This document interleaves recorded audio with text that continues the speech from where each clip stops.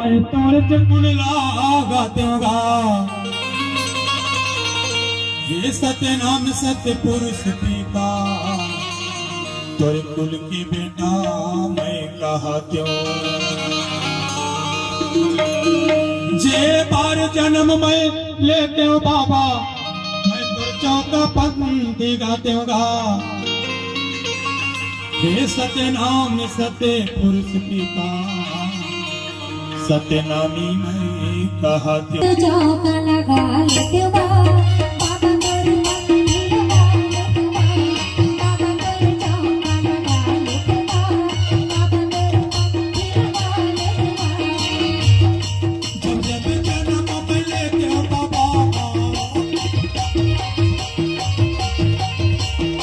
जब जब जन्म में लेते हो बाबा, तोरे कुल का बेटा कहा लोगा।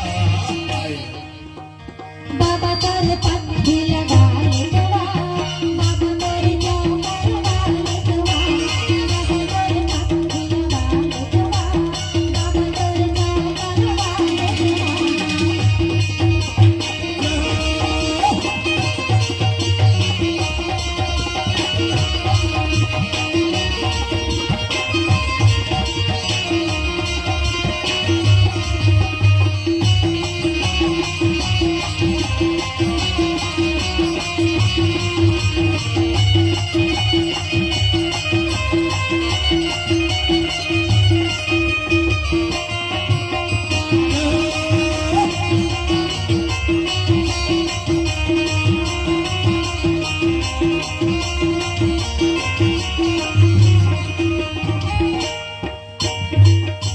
सिंहासन